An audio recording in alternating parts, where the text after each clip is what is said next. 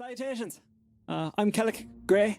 I understand there is a need of a health inspection here. We are here by the honor of Thogan Nightcrest to ascertain the health and safety of the inmates.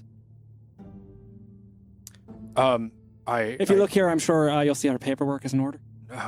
Okay. Make a persuasion check. Hey, here we go. At advantage. Advantage is so sick, dude. Nice. Persuasion? Yeah. Okay. I'm bonkers at that. So that's 23. 23. Nice. You don't even get the paperwork fully out. By the time he sees, oh, you've got paperwork, he says, that's something that they're going to check at the first checkpoint. So why don't you guys head on in? Of course. And both of the guards split and walk back to their posts.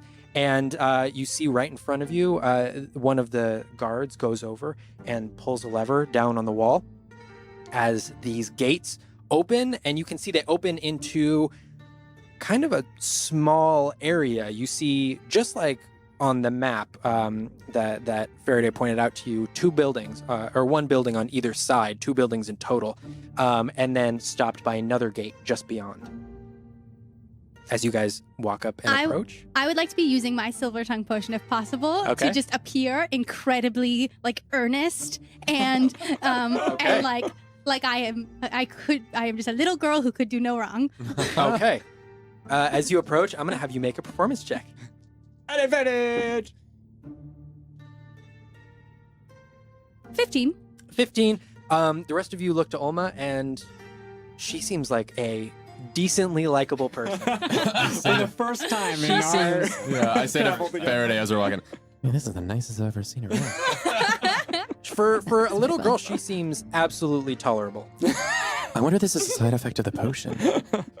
We need to get more of those. For sure. All right, eyes front. All And I right. puff out my chest and try to look as militaristic as possible. Lovely. Okay. You guys walk in and you see these two guard posts, one on either side of you. And as you approach, one of the guards inside the guard post to your left, there's a little window in front, and he sort of waves you guys over.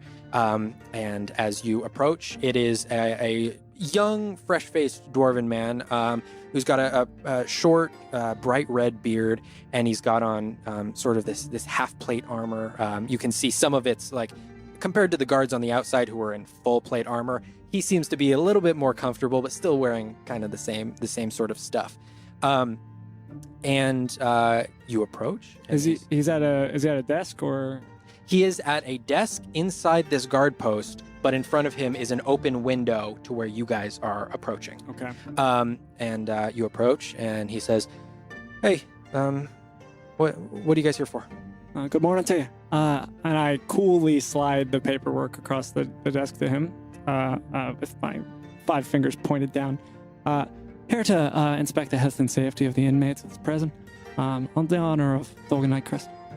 Okay, let me just give me one moment, and I'll make sure everything's in order. Thank you. And he takes the paperwork, and as he's sort of looking through the paperwork, he pulls out another book from behind his desk, opens it up, and starts flipping through it.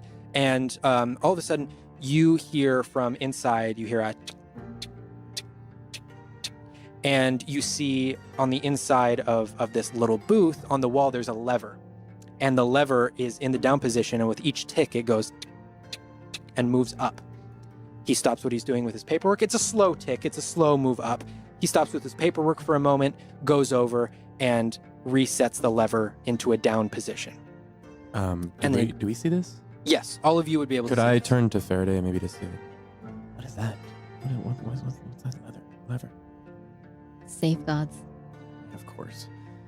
All right. Can we see what the leather is attached to? It's just into the wall. You don't see exactly where anything will go Do I to. get the impression that it's merely there so that they can ensure that person is always there? Somebody's always there guarding to pull it that's down to probably the it. lever? Make an insight check for me. That sounds good. That sounds right.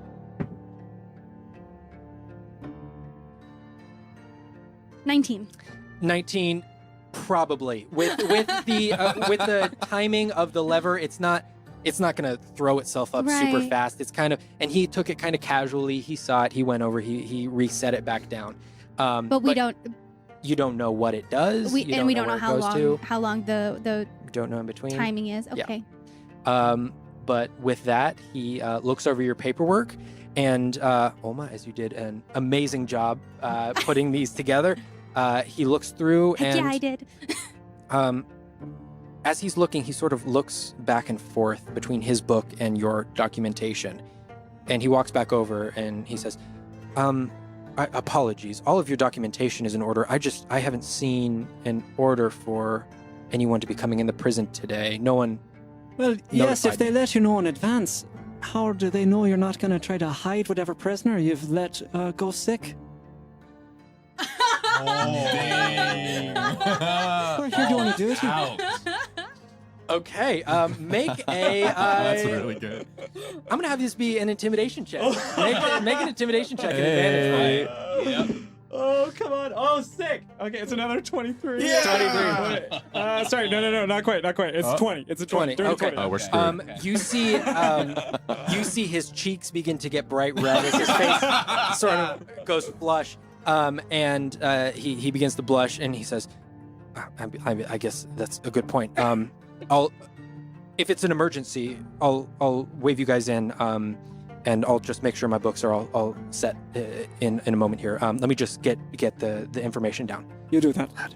And he takes a quick moment, and as he's writing down in his book, sort of, he's looking at your documentation, and he's looking at his, and he's writing stuff in his book, and you can see his hand is shaky a little bit, but then eventually he hands you back the paperwork, waves you on, and he waves over to the other guard post on the opposite side.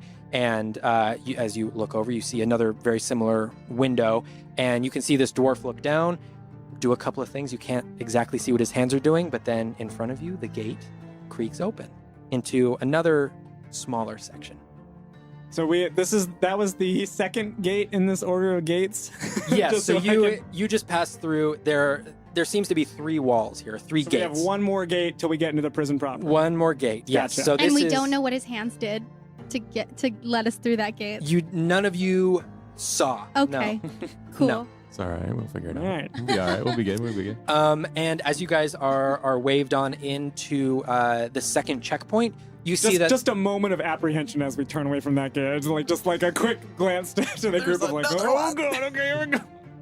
We're in it now. And as soon as you move into this second checkpoint area, the gates behind you close, and you are now trapped within the confines of this second checkpoint area. Don't say trapped. Don't say that. You are free to roam this tiny Thank area. you. Thank I'll you. say that. That's better. That's better. But once again, you see 2 guard posts on either side.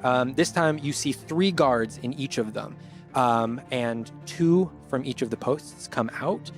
So 4 in total surround you, and one of the guards says, "All right, I'm going to need you guys to hand all over your weaponry, anything that might be dangerous, spell components, anything of that sort. We're going to need to hold."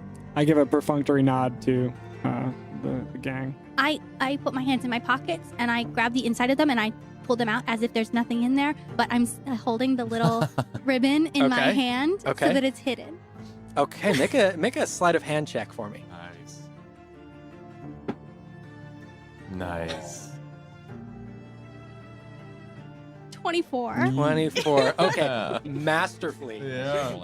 You We don't even see you palm this thing in your hand and put your hands up, and the guard comes over, doesn't even think to check what's in your hands, as you are showing him that your pockets are empty. Except for the one that has the mouse in it, and I'll show him that. Okay. Oh, and he sort of looks back for a second. He looks at the rest of you, and he sort of gives a little nod, Oh. and then he moves on. Flynn, he Yeah. comes over to you. I'll go to my sheath and unsheath the sword, kind of hold it out presentory, and just take that. Okay. When he takes it, He grabs it, I'll take off the bow, hand him the bow, grabs that as well. and take off the quiver that hangs on my back, and kind of like hand him that as well. Okay, he takes that. And as you are handing him the stuff, he goes back and he takes it.